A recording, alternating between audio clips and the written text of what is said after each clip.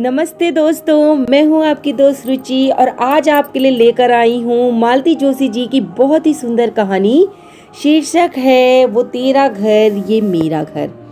तो चलिए दोस्तों, आनंद लेते हैं इस सुंदर सी कहानी का।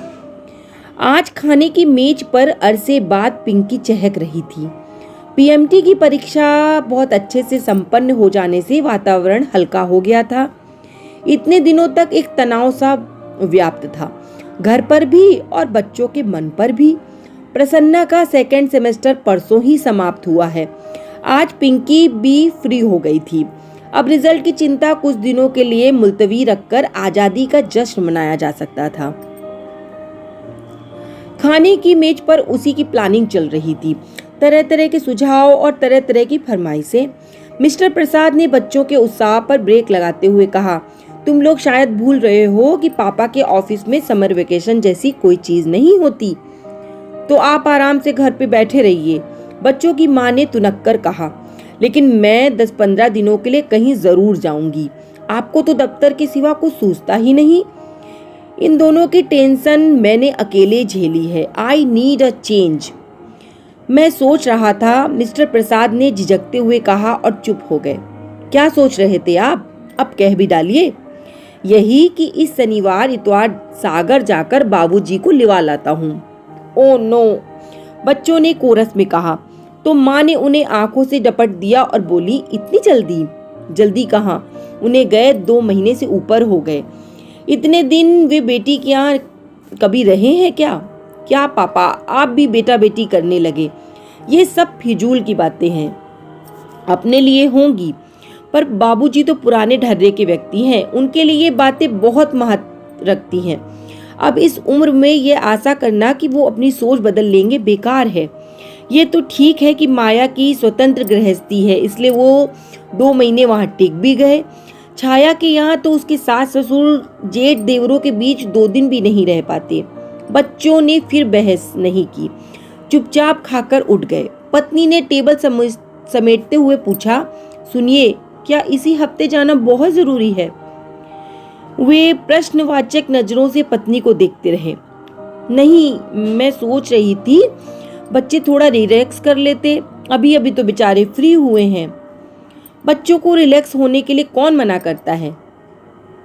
पत्नी ने कहा, आप समझते नहीं, बड़े बुजुर्ग घर में होते हैं तो थोड़ा बंधन तो हो ही जाता है।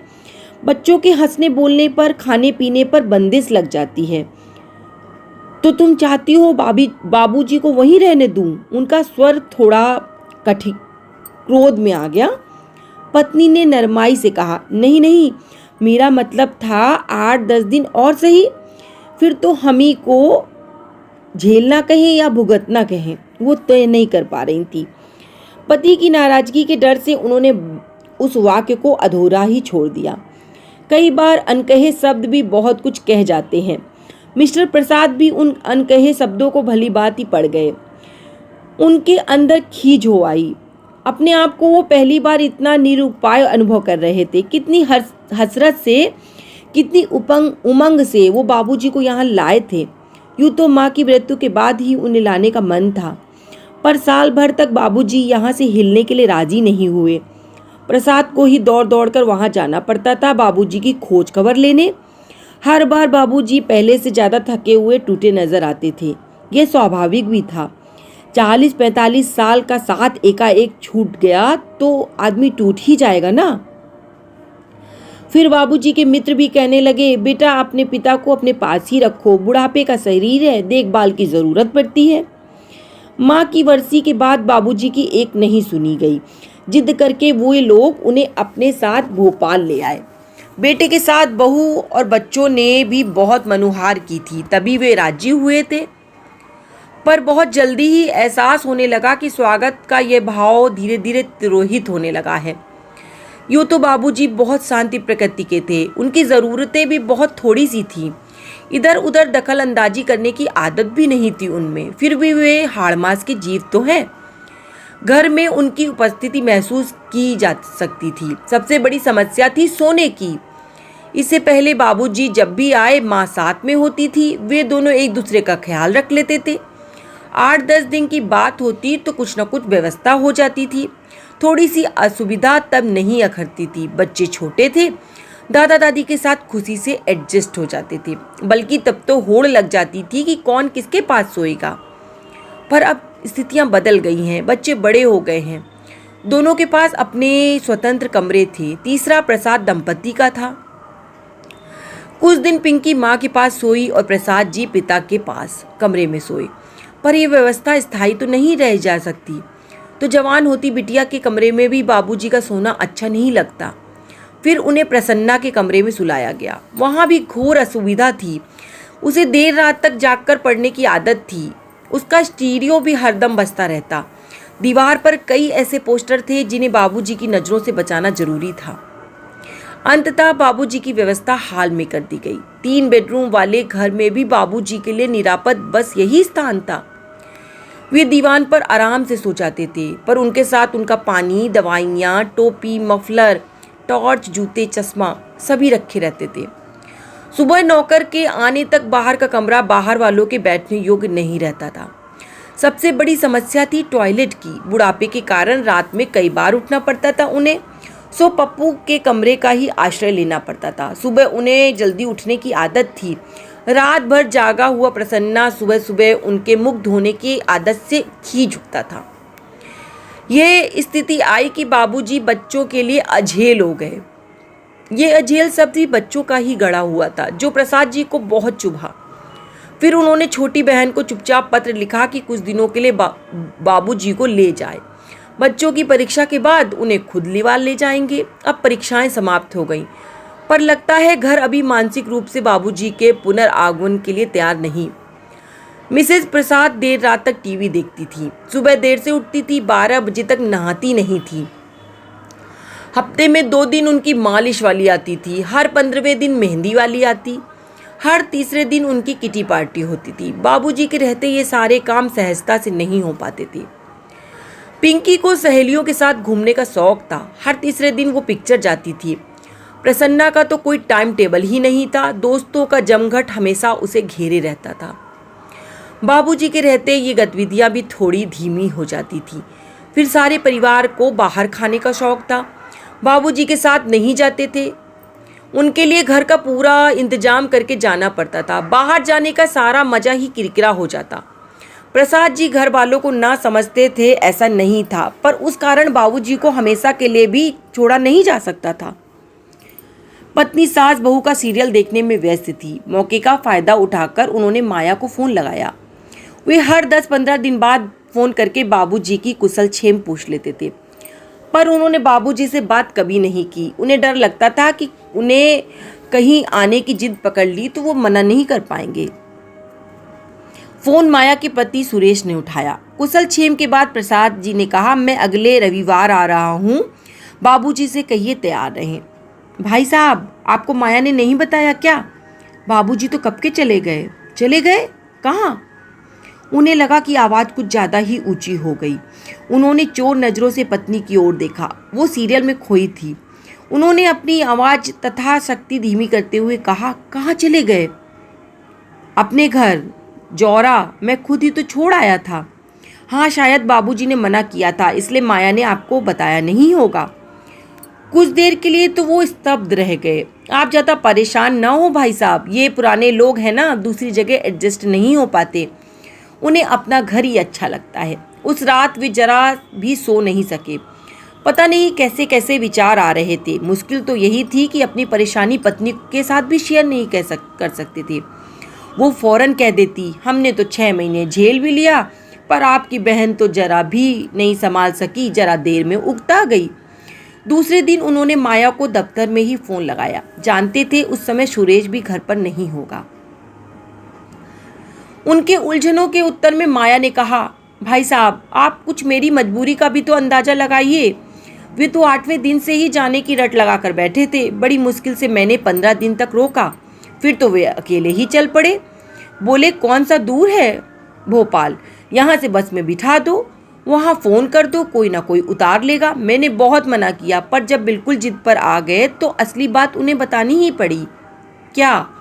यही कि बच्चों की परीक्षा होने तक आपको यहीं रहना है। तब तो शायद तुमने ये भी बता दिया होगा कि मैंने तुमसे कहा था कि उन्हें ले जाओ। भाई साहब, ये तो मैं कभी नहीं बताती, पर उन्होंने खुद ही अंदाजा लगा लिया। उसके बाद तो पल भर भी यहाँ रुकने को राजी नहीं हुए।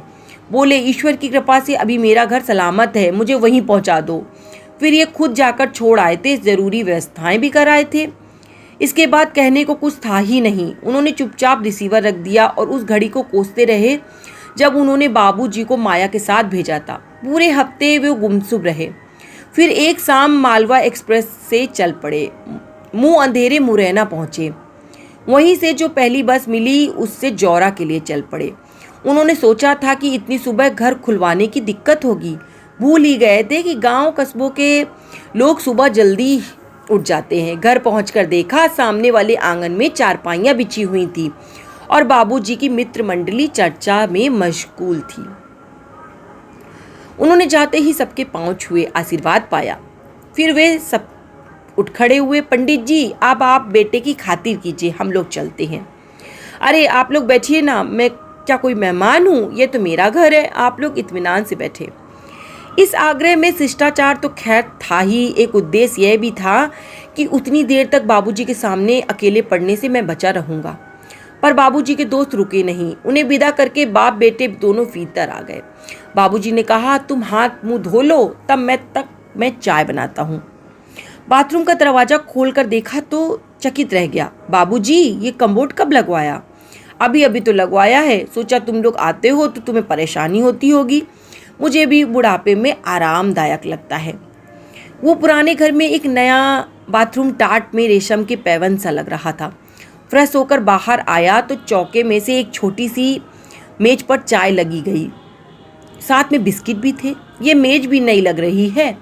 हाँ, अब पार्टी पर बैठकर खाना खाना अच्छा नहीं लगता, तुम्हारी माँ की याद आती है। वैसे भी पार्टी पर बैठकर खाने का मज़ा तो तब था जब कोई पास बैठकर बात करे, गरम गरम रोटियां उतार कर दे, मनुहार के साथ परोसे।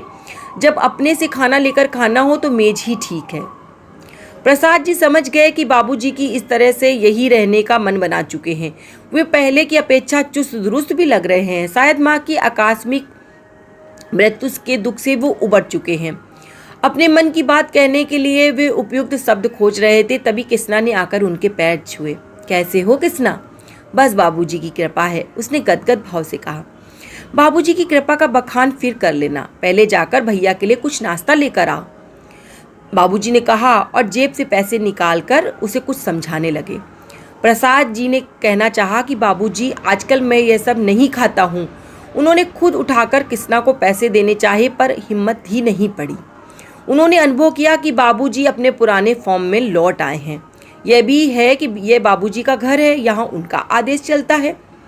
उन्होंने सोचा नाश्ता आने से पहले नहा लिया जाए। नहाने के बाद आंगन में बंधी रस्सी पर तौलिया फैलाते हुए उन्होंने देखा कि एक महिला ने उन्हें देखते ही लंबा सा घूंघट खींच लिया है। बाबूजी, आंगन में कौन है? कृष्णा की बहू होगी, वे लोग अब यहीं रहने लगे हैं। यहीं मतलब? पीछे गाय वाली कोठरी खाली पड़ी थी, उसे ठीक ठाक करा के दे दी है। बहू भी गांव में पड़ी थी, उसे भी ले आया। मेरे लिए 2 रोटियां बना देती है, चौका बासन झाड़ू बुहारी कर देती है। कृष्णा मेरी धोती धो देता है, सौदा ले आता है, काम भी हो जाता है और साथ भी तुम लोगों को भी फिक्र नहीं रहेगी कि बाबूजी अकेले पड़े हैं। लेकिन आपको यहाँ अकेले रहने कौन देगा? मैं तो आपको ले जाने के लिए आया हूँ।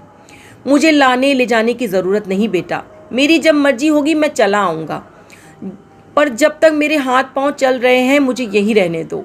यहाँ मेरे दोस्त हैं, नाते रिश्तेदार हैं, पास पड़ोस है। दरवाजे पर खड़ा हो जाता हूँ तो 10 लोग जयराम जी की करके निकल जाते हैं। वहाँ तो समय काटे नहीं कटता। दिन भर रात भर छत पर कैसे रहूं? तुम सब लोग अपने अपने काम में मशरूफ रहते हो। अब इस उम्र में मुझसे ज़्यादा पढ़ना लिखना भी तो नहीं होता। बाबूजी की बात एकदम सही थी। उसका कोई तर्क संगत उत्तर प्रसाद को सोच में नहीं आ रहा था। बाबूजी ने कहा, एक बात और बेटा, तुम्हारी माँ तो अब रही नहीं, पर जब तक मैं हूँ तब तक तो लड़कियों का पीहर बना रहे। कभी उनका मन हुआ तो आने को एक घर तो हो। क्या वे लोग मेरे घर नहीं आ सकती? उन्होंने कहना चाहा, पर अपनी बात का खोखलापन खुद ही उसकी जबान पर ताला लगा दिया। उन्हें याद आया कि जब जब बहनों को बुलाना चाहा तो घर में समस्याओं का एक अंबार उठ खड़ा हुआ था। पत्नी को अच्छा नहीं लगता था। बाबूजी अपनी रौ में कहे जा रहे थे। माँ के पीछे बेचारी जब भी आई खुद ही खटती रहीं। अब ये किसना की बहू आ गई है ना, थोड़ा हाथ बटा देगी, कुछ तो सहारा हो जाएगा। प्रसाद जी ने विषय अंतर करते हुए कहा, बाबूजी आपने इस छोकरे को जगह तो दे दी है, बाद में कहीं लफड़ा ना हो जाए। कैसा लफड़ा? बाद में अगर इसने जगह खाली करने से इनकार कर दिया तो? बाद में मतलब? अब तो प्रसाद जी शर्म से गड़ गए। अपनी व्यग्रता में उन्हें याद ही नहीं रहा कि वो क्या कर रहे हैं, क्या कह रहे हैं। बाबूजी ने लेकिन बड़े सहज भाव में लिया। बोले, उसकी चिंता अभी से मत करो, बाद में तो किसी को यहाँ रहना नहीं है, मकान तो बेचना ही है, जो भी खरीदेगा वही कृष्णा से निपट भी लेगा। अपनी शर्म से वो उबर नहीं पाए थे और बाबूजी ने जैसे स्पष्ट ही उस ओर संकेत कर दिया। इसलिए अपनी सफाई सी देते हुए प्रसाद जी बोले, बाबूजी घर बेचने की बात तो मेरे मन में उठी ही नहीं। मैं अभी की बात नहीं कर रहा हूँ बेटा, अभी मेरे रहते तो कोई सवाल ही नहीं उठता। मेरे लिए सिर्फ ईंट गारे की इमारत नहीं, मेरा मानसिक संबल है, पर मेरे पीछे तो इसे निकालना ही पड़ेगा। रखकर करो भी क्या? प्रस्ताव तो अभी से आ रहे हैं। भोपाल जाने से पहले ही इतनी अच्छी ऑफर आई थी कि क्या बताऊं, बड़ी मुश्किल से अपने को रोक पाया। ये तो कहो कि ईश्वर ने सद्बुद्धि दे दी, नहीं तो मेरी फजीहत ही थी। अंतिम बार कहते कहते बाबूजी का स्वर भर्रा गया था। इतनी देर से प्रसाद जी के मन में जो बात खटक रही थी उसे कहने का भी यही मौका था। उन्होंने बिना किसी भूमिका के कह ही डाला, बाबूजी आप माया के यहाँ से उस पर जिद करके चले आए, ये अच्छा नहीं किया। जानते हैं मैंने अब तक ये बात आपकी बहू को नहीं बताई, वो तो यही सोचेगी ना कि माया अपने बाबूजी को महीना भर भी नहीं रख सकी। यह तुमने बहुत अच्छा किया, बहन को कटघरे में खड़ा होने से बचा लिया। अब तुमने बात उठाई है तो मुझे भी कुछ कहना था। उस लड़की को इस प्रपंच में क्यों डाला? वह तो चलो बात तुम भाई बहनों के बीच ही रह गई, पर कल को अगर जमाई बाबू को मुझसे परेशानी होती, वे मुझसे ऊब जाते और माया से कहते तो सोचो क्या होता। मुझे तो कहीं मुंह छुपाने की जगह नहीं मिलती। ऐसी नौबत आने से पहले ही वहां से चल देना अक्लमंदी थी, इसलिए मैं चला आया। पर आप यहाँ क्यों आ गए? सीधे भोपाल आ जाना था ना, प्रसाद जी ने कहना चाहा, पर उनकी आवाज़ गले में फंसकर रह गई। बाबूजी जैसे उनकी बात समझ गए। फिर बाबूजी जैसे उनकी बात समझकर बोले, पीठ थपथपाकर सांत्वना के स्वर में, रात भर की जगह हो, थोड़ा आराम कर लो, मैं एक चक्कर बाजार के लगा कर आता हूँ। कौन सी तरकारी खानी है बताओ। तो दोस्तों आपने ये कहानी सुनी, आपको कैसी लगी? सुंदर थी ना? अगर पसंद आई हो तो शेयर कर दीजिएगा, और अगर ऐसी ही कहानियाँ आपको सुनना पसंद हो तो मेरे चैनल को सब्सक्राइब कर लीजिएगा। धन्यवाद।